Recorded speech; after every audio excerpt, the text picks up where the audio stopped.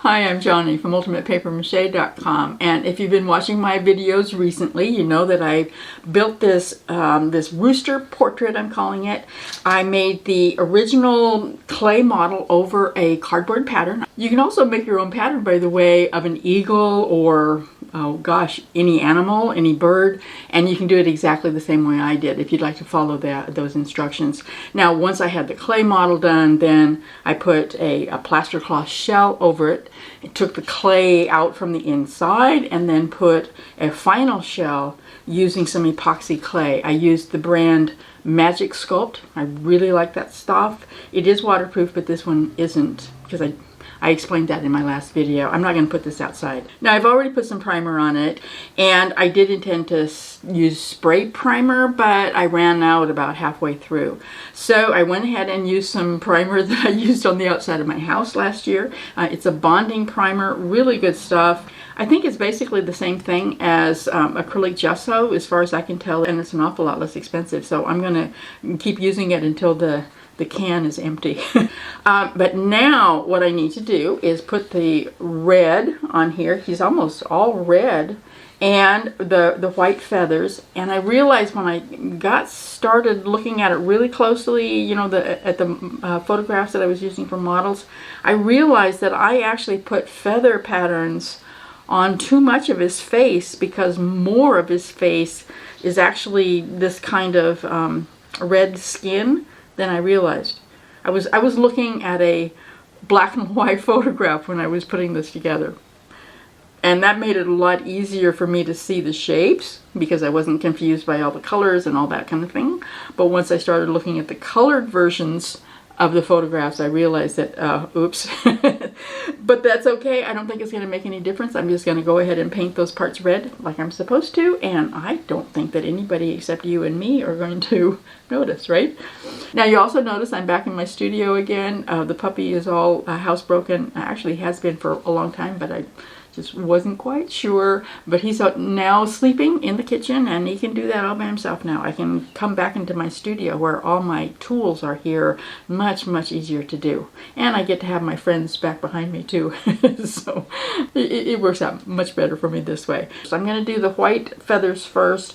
Then I'm going to put the red on there, the yellow for his beak and his eyes. And that's pretty much the only colors this fellow has. It's going to be pretty bold color-wise. I haven't quite decided where I'm going to put him, as a matter of fact, because he's going to have very different colors than I'm used to in my house. So let's get started. I just mixed up some titanium white and a little bit of yellow ochre just to warm the white up. And it's possible that I overdid it. I may have to go back over it with a slightly whiter color. Yeah, I'm going to have to whiten that up. But I'll put this on first, let it dry, and then go back over it. That actually helps, I think, just to give it a little bit more depth. I mixed up some of the yellowed white here with some cadmium yellow and just a touch of cadmium red. I'll tone it down a lot with the second coat, because that's way too bright. But it's a good start. I'll make that white a little bit whiter. This time I used some Hansa yellow mixed with a little bit of yellow ochre just to warm it up just a little bit. Well, I don't know. I didn't like that when I first put it on there, but now I kind of do.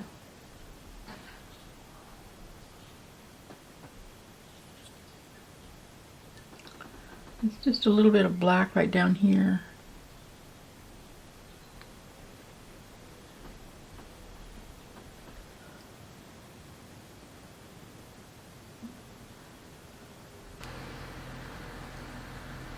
And it is going to dry just a little bit darker than this, but I'll still probably have to go back over it with the second layer just to get the colors exactly right.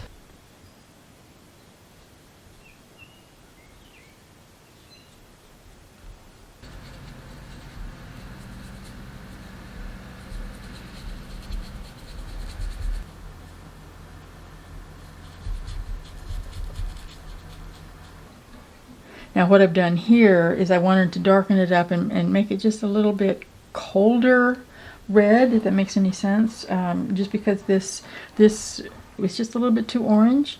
And so I have added a little bit of crimson to it. That was called alizarin crimson. I'm sure that I mispronounced it.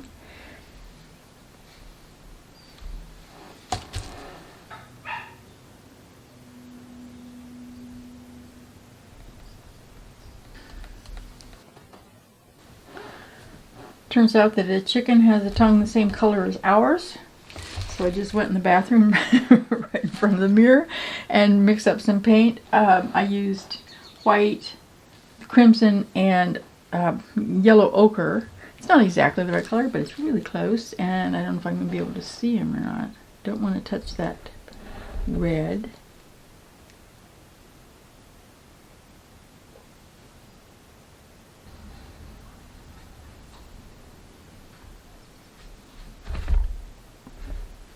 So I'm going to quit until tomorrow morning, and then I'm going to finish them up. So now I'm going to put the glaze on, and this is going to put just a little bit of burnt umber that will hopefully bring out some of the texture that I put on there when I was doing the sculpting.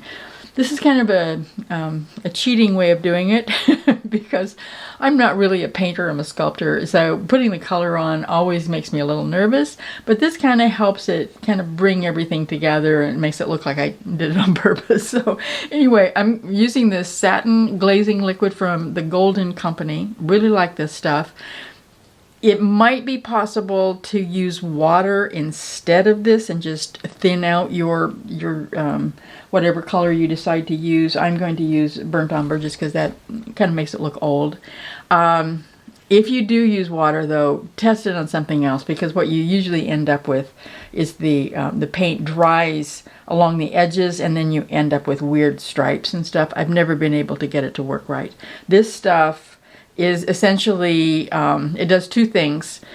It dilutes the color that you put into it so that you can have a transparent color, and then you can wipe it off if you want to. And it also keeps it from drying so fast. It really slows down the acrylic drying time. So that's what it's for. And I'm going to use just a little bit of burnt umber. So I'm just going to mix it in. And I'm going to add a little bit of water to it just to make it thinner, so that I can put on a really, really light coat. So that's what it ended up looking like. Might be a little bit darker than I had really intended it, but I think it's going to work. We'll see. If it's not, we'll just add more glazing liquid or more water, either one. And now I've also, really important, I've got some paper towels. One of them is just slightly damp, just in case I've got too much and I need to pull all of it off. And these other two are dry. Now what I'm going to do, I'm just going to test it over here. Oh, that's transparent enough. That'll work.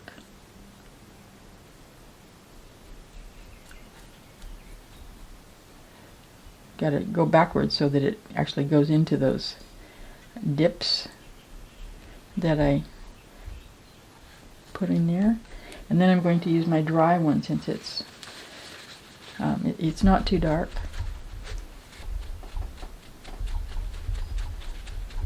I'll bring it up just a little bit closer, so just to make sure that you can see that. You see how it's just a little bit textured now, a little bit warmer in color. It's not pure white anymore, never was really. But you can see just a little bit of the texturing that I put on there, but it's not overdone. I think this is going to work really well.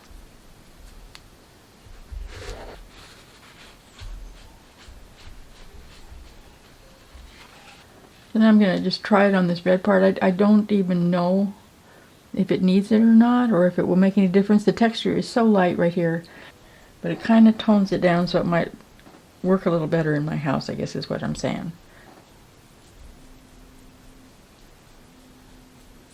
So he's essentially all done. Really excited about him. I think he turned out really nice. I still don't know exactly where I'm going to put him because, you know, as you can see, the colors are not quite my normal color scheme. So we'll see where he goes, but I'm going to find a spot for him.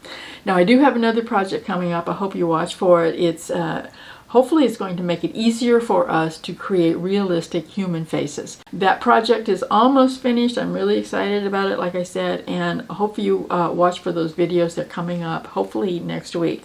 So do keep your eye out for those, and in the meantime, go make something and then come visit me at ultimatepapermache.com. I'll see you there.